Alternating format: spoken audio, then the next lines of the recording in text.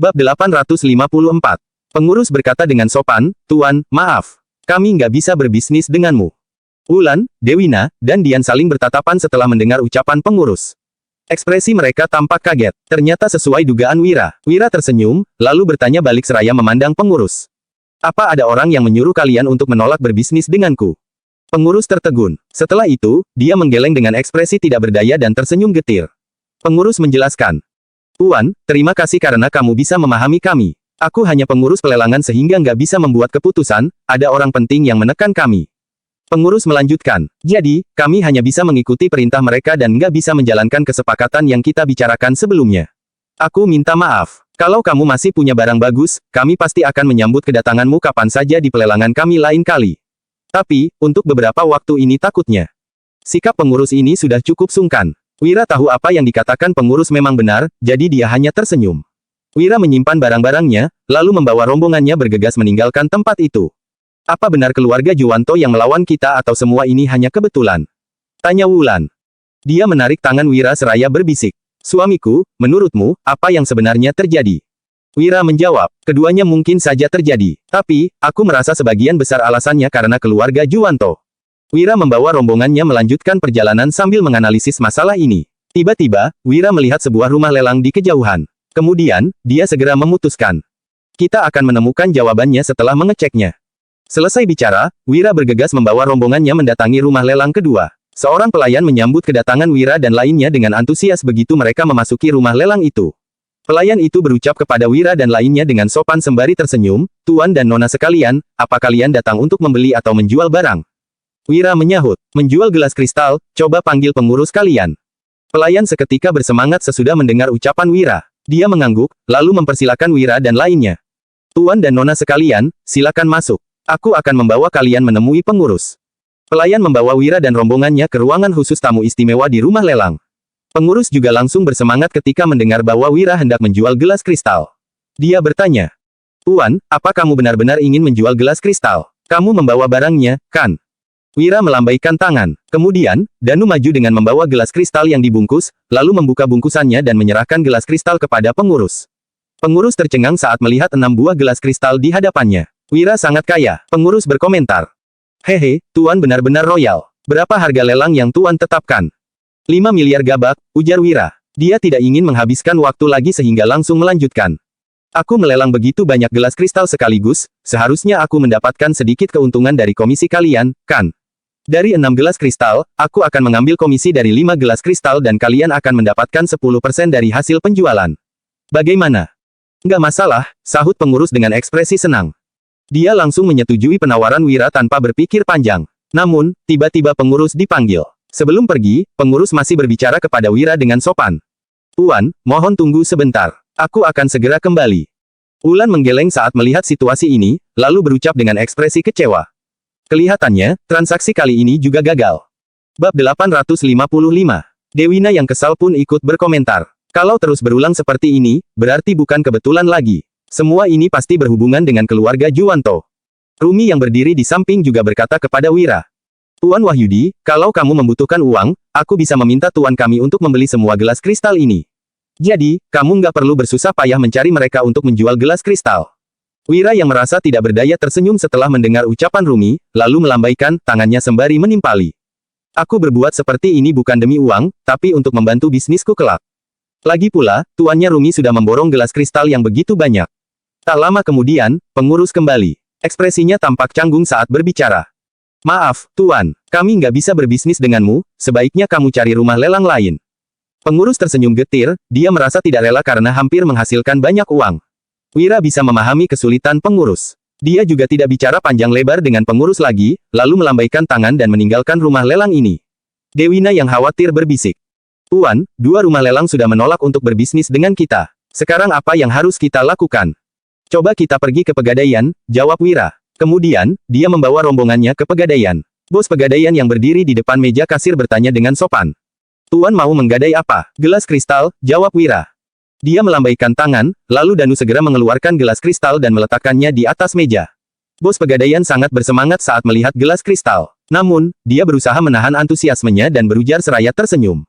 Oh, gelas kristal. Tapi, apa Tuan bisa menerimanya kalau harga satu gelas kristalnya 2 miliar gabak? Wira langsung menyanggah. Aku punya 6 gelas kristal, setidaknya harga satu gelas kristal 3 miliar. Bos Pegadaian tertegun, lalu tersenyum dan menimpali. Harga di pasaran nggak sampai 3 miliar. Lagi pula, nggak mudah mengumpulkan uang emas yang begitu banyak. Jadi, Wira menyela, nggak masalah kalau kamu nggak bisa menerimanya. Aku akan mencari pegadaian lain. Di sini bukan hanya ada satu pegadaian, jadi Wira tidak perlu bersikukuh untuk menjual gelas kristal di pegadaian ini.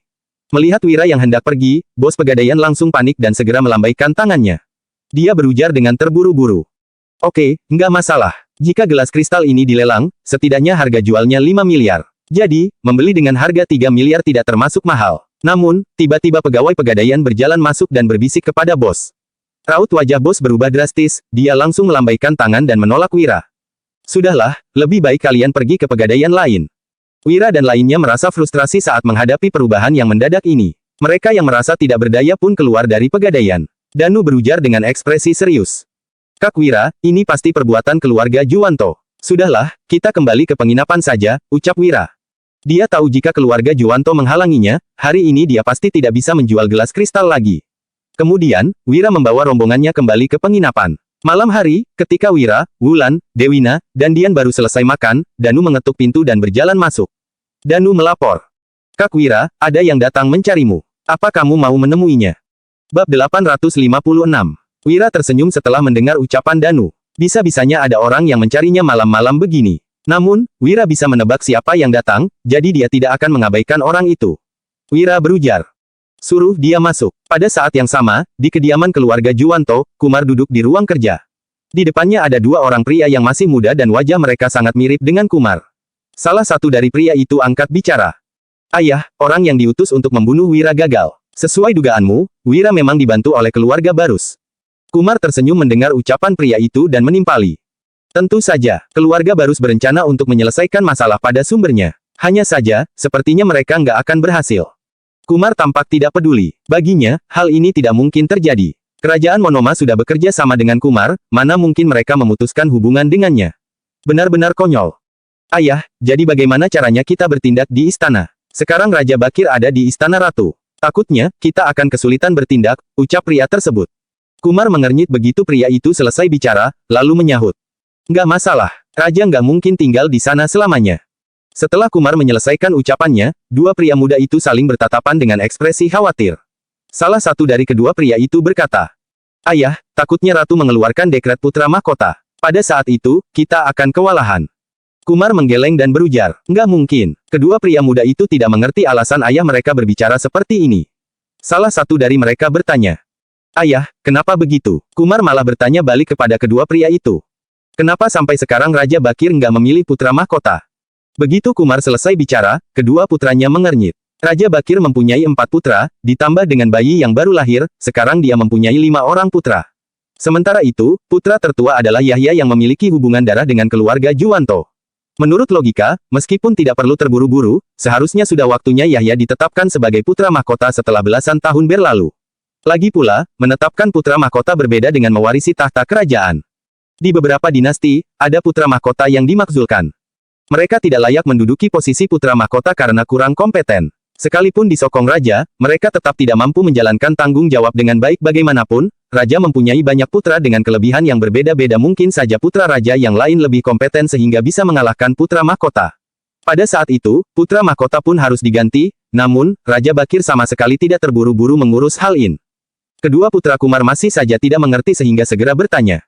Ayah, tolong jelaskan maksudmu. Kumar baru tersenyum dan menjawab. Karena Raja curiga. Setelah Kumar melontarkan kata-kata itu, kedua putranya terkejut. Salah satu dari putra Kumar berujar. Ayah, apa maksudmu Raja Bakir curiga dengan keluarga Juwanto makanya dia nggak menetapkan Yahya sebagai putra mahkota? Putra Kumar yang lain menimpali. Kenapa Raja curiga dengan keluarga Juwanto? Di antara keluarga besar, keluarga Juwanto yang paling nggak menonjol. Berbeda dengan keluarga Barus yang begitu mencolok. Kalau dibandingkan, keluarga Barus punya ratu sehingga ancaman dari keluarga mereka lebih besar. Setelah kedua putranya selesai bicara, Kumar mengangguk dan memuji. Baguslah kalau kalian bisa merenungkan masalah dengan begitu cermat, tapi, ada satu hal yang salah dari tebakan kalian. Raja bukan hanya takut dengan keluarga Juwanto, tapi juga takut dengan keluarga lain. Bab 857. Kumar melanjutkan. Bahkan, Raja Bakir juga takut dengan keluarga Wutari. Begitu pula dengan penasihat kiri dan kanan. Raja Bakir itu pemimpin yang egois dan pemikirannya agak picik. Penilaian Kumar sangat objektif, sama persis seperti Wira. Hanya saja, Raja Bakir memang boleh mencurigai semua orang, tetapi seharusnya dia tetap memilih calon pewarisnya. Bagaimanapun, itu adalah posisi putra mahkota yang merupakan fondasi negara. Entah apa alasan Raja Bakir terus menunda hal ini sampai sekarang. Kedua putra Kumar tampak kebingungan. Jawaban Kumar tetap saja membuat mereka tidak mengerti. Kemudian, Kumar lanjut bertanya. Apa posisi putra mahkota penting? Kedua putra Kumar menjawab secara bersamaan. Tentu saja penting. Kalau begitu, menurut kalian, apa semua pangeran yang kompeten akan merebut posisi putra mahkota ini? Kata Kumar. Mendengar ucapan Kumar, kedua putranya sama-sama mengangguk. Kumar menjelaskan, benar, putra mahkota itu calon raja yang punya status mulia. Dia akan menjadi penguasa baru yang menggantikan raja sebelumnya. Jadi, pangeran mana yang nggak ingin merebut posisi pemimpin kerajaan Nuala ini? Hal ini tidak sulit ditebak. Bahkan, anak-anak dari keluarga biasa juga berebut makanan. Apalagi, ini adalah perebutan kekuasaan, Kumar bertanya lagi. Tapi, sekarang Raja Bakir memang punya banyak selir. Hanya saja, keluarga Barus didukung oleh Ratu, sedangkan keluarga Juwanto punya selir agung. Selain Ratu, selir agung juga punya kekuasaan yang paling besar di harem. Ada pula selir lain dari keluarga Nararya dan Hartono. Kumar melanjutkan, tapi, bagaimana dengan para pangeran? Kalian juga tahu saat ini ada 5 pangeran, keluarga Barus, Juwanto, dan Nararya masing-masing punya 1 pangeran, sedangkan keluarga Hartono punya 2 pangeran. Selir-selir lain nggak punya anak. Jadi, pasti ada masalah dengan hal ini. Kedua putra Kumar tetap kebingungan mendengar ucapan ayah mereka. Memangnya ada masalah apa? Tentu saja, bukan hal yang mudah bagi selir lain jika mereka ingin melahirkan keturunan raja. Bagaimanapun, kekuatan keempat keluarga besar sangat hebat sehingga mereka mampu melancarkan trik di dalam istana. Kalaupun bisa mengandung, belum tentu selir-selir itu bisa melahirkan anak mereka dengan selamat. Lagi pula, keempat keluarga besar ini juga tidak akan membiarkan selir lain melahirkan keturunan raja. Dengan bertambahnya 1 anak, maka orang yang memperebutkan tahta kerajaan akan makin banyak. Bukankah ini sama saja dengan menambah masalah? Kalau bisa, keempat keluarga besar juga tidak ingin selir lain melahirkan anak. Seandainya keluarga Juwanto benar-benar bisa menjadi penguasa, mereka hanya ingin memiliki 1 pangeran. Kumar menjelaskan lagi. Keempat keluarga besar masing-masing melancarkan trik dan setiap keluarga punya pangeran. Mungkin orang lain nggak peduli dengan hal ini, tapi apa Raja Bakir? Nggak tahu. 4 keluarga besar sudah banyak membantu keluarga kerajaan. Saat raja sebelumnya meninggal, Jihan ditetapkan menjadi ratu dan Alina menjadi selir agung. Tentu saja, keputusan ini ada maksudnya. Apa kalian tahu apa maksudnya? Lanjut Kumar. Setelah mendengar penjelasan Kumar, kedua putranya menggeleng lagi. Berdasarkan pemahaman mereka, tentu saja mereka belum bisa berpikir sejauh itu. Kumar berucap. Gampang sekali. Tujuannya untuk memperkuat kekuasaan keluarga kerajaan. Selain itu, juga untuk memperlemah kekuatan kita. Kedua putra Kumar makin kebingungan, salah satu dari mereka berkomentar. Memperlemah. Ayah, tapi keluarga Barus punya ratu, sedangkan keluarga Juwanto punya selir agung. Bukannya, ini berarti keluarga kita dihargai oleh raja. Dengan status ini, keluarga kita bisa menjadi makin kuat, kenapa malah memperlemah kekuatan kita? Mereka berdua tidak memahami ucapan Kumar. Kemudian, Kumar menuang teh dan meminumnya lalu berkata. Kita hidup di kerajaan Nuala, sesungguhnya semua yang kita punya itu milik kerajaan Nuala. Sebenarnya Raja Bakir berbuat begini sama saja seperti mempekerjakan 4 pelayan yang agak hebat dan juga patuh, dia mengawasi kita dengan ketat dan membuat kita menjadi makin kuat. Selain untuk memudahkan Raja mengurus beberapa hal, sebetulnya Raja sedang menunggu keempat keluarga ini saling bertarung. Bab 858. Kedua putra Kumar tercengang begitu mendengar penjelasan ayah mereka. Salah satu putra Kumar berseru. Apa, menunggu kita saling bertarung? Mereka tidak mempercayai ucapan Kumar. Kumar menimpali. Tentu saja, kalau enggak, menurut kalian, kenapa Raja Bakir masih belum memilih calon pewarisnya sampai sekarang? Apa kalian pikir dia memang belum memutuskannya? Bukan, posisi putra mahkota sangat penting, sedangkan Raja Bakir berniat menguasai kerajaan Nuala sepenuhnya, keempat keluarga besar memang tampak patuh, tapi Raja Bakir sudah tahu bahwa kita diam-diam berniat jahat. Jadi, Raja Bakir ingin memancing kita untuk bertindak, lanjut Kumar. Setelah Kumar menyelesaikan perkataannya, kedua putranya makin terbengong-bengong. Salah satu putra Kumar bertanya, ini, kenapa? Kita selalu bersikap patuh, kenapa Raja ingin menyingkirkan kita? Mereka tidak paham. Kumar menjelaskan, hahaha, apa kalian pikir Raja Bakir bodoh? Salah, sebaliknya dia pintar sekali, tapi terlalu perhitungan. Dulu Dirga begitu setia, hanya karena curiga pada Dirga, Raja Bakir langsung menghabisinya. Sudah jelas Raja Bakir begitu picik. Kumar melanjutkan ucapannya, kalau Raja Bakir itu benar-benar pemimpin yang bijaksana, keempat keluarga besar juga nggak mungkin punya niat jahat. Tapi, sejak Dirga mati, semua orang pun memahami satu hal, yaitu nyawamu akan terancam kapan saja saat mendampingi Raja. Kalau kekuatanmu makin besar, Raja pasti akan segera menyingkirkanmu. Dulu Dirga punya pasukan yang kuat dan sudah mampu menandingi Raja, tentu saja Raja Bakir akan bertindak. Kumar menambahkan, padahal Dirga nggak ambisius, dia hanya memikirkan kepentingan kerajaan Nuala. Apa Raja Bakir nggak tahu? Dia pasti tahu, tapi dia tetap merasa nggak tenang. Begitu pula dengan keempat keluarga besar. Awalnya, Raja Bakir nggak berniat menyingkirkan kita, tapi sekarang situasinya berbeda. Empat keluarga besar makin kuat, jadi sudah waktunya dihabisi. Perebutan posisi putra mahkota itu kesempatan untuk membantai kita semua, ucap Kumar. Sesudah Kumar selesai menganalisis, kedua putranya tersentak. Kemudian, mereka berkomentar secara bergantian. Benar, keempat keluarga besar pasti akan bertarung mati-matian untuk memperebutkan posisi putra mahkota. Sementara itu, Raja Bakir hanya tinggal mengambil keuntungan. Iya, sekalipun Yahya menjadi putra mahkota, keluarga Juwanto juga nggak akan mampu menguasai negara. Bukan hanya itu, kalaupun Yahya menjadi putra mahkota, takutnya keluarga Juwanto juga akan dihabisi. Kedua putra Kumar merasa kaget, mereka tidak pernah berpikiran seperti ini. Sementara itu, Kumar tersenyum dan menimpali. Kalian pikir siapapun bisa menjadi raja. Dulu, Raja Bakir bisa mengalahkan pangeran lain karena punya trik sendiri. Lagi pula, keempat keluarga besar itu keuntungan yang ditinggalkan raja sebelumnya untuk Raja Bakir, dia tinggal menikmati keuntungannya. Jadi, keluarga yang memahami hal ini mungkin akan bertindak. Keluarga Juwanto dan Barus sudah memahaminya. Entah keluarga Nararya dan Hartono sudah memikirkannya atau belum, lanjut Kumar. Kumar melambaikan tangan setelah selesai bicara dan berucap lagi. Sudahlah, aku hanya menjelaskan kepada kalian supaya kalian tenang. Raja Bakir nggak akan menetapkan putra mahkota begitu cepat, tapi di dunia ini nggak ada yang pasti. Kalau Raja membiarkan anak ratu menjadi putra mahkota, mungkin saja keluarga Barus akan menarik musuh. Kumar menegaskan, hanya saja, waktunya sudah tiba. Keluarga Juwanto nggak perlu menunggu lagi, kita nggak usah menghabiskan banyak waktu dan tenaga untuk menjatuhkan keluarga Barus. Lebih baik kita merebut kekuasaan dulu untuk menyingkirkan keluarga Barus. Kedua putra Kumar mendesah setelah mendengar perkataan ayah mereka. Ternyata, ini kebenarannya. Mereka harus berwaspada terhadap keluarga Barus dan juga Raja Bakir. Namun, mereka juga tidak ingin menghabiskan terlalu banyak waktu dan tenaga. Kumar berkata, hari ini, kita hanya perlu menunggu pilihan Wira. Tuan Lutfi sudah pergi mencari Wira. Kita lihat apa dia bisa membujuk Wira atau enggak. Ketika Kumar dan kedua putranya sedang berbincang, Danu membawa seorang pria parubaya masuk ke ruangan Wira. Kala ini, hanya ada Wira di dalam ruangan. Pria parubaya itu langsung memberi hormat begitu datang. Tuan Wahyudi, aku Lutfi Omran, ajudan keluarga Juwanto. Bab 859. Lutfi tersenyum, sedangkan Wira tidak terkejut mendengar ucapan Lutfi. Wira sudah menebak seharusnya anggota keluarga Juwanto yang datang. Wira tersenyum dan mempersilakan. Ternyata ajudan keluarga Juwanto. Tuan, silakan duduk.